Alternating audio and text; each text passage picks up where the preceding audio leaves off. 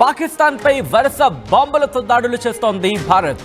అది మామూలు బాంబులు కాదు, ఏకంగా మానవ అవసరాలకి ఎటువంటి ఖర్చు లేకుండా కేవలం ఆలోచనతో వేస్తున్న బాంబులు. పాకిస్తాన్ భయపడిపోతోంది, పాకిస్తాన్ వణికిపోతోంది.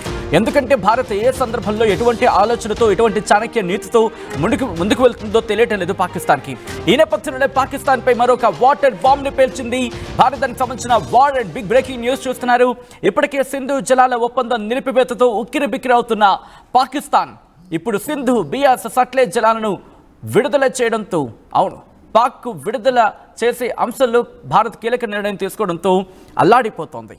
చీనాబ్ నదిపై బాగ్లిహార్ ఆనకట్ట నుంచి నీళ్లు బంద్ చేసింది భారత్. డ్యామ్ గేట్లను కిందకు దించారు అధికారులు. పాక్లోని పంజాబ్ ప్రావిన్స్కు నీటి సరఫరా నిలిచిపోయింది. పంజాబ్ ప్రావిన్స్కు చీనాబ్ నది నీళ్లే జీవనాధారం. సియాల్కోట్ వరకు ఇప్పటికీ ఎండిపోయింది చీనాబ్ నది. ఆ విజువల్ని మీరు చూడడం జరుగుతుంది. చీనాబ్ నది నుంచి పాకిస్తాన్కు నీటిని నిలిపివేసింది భారత్.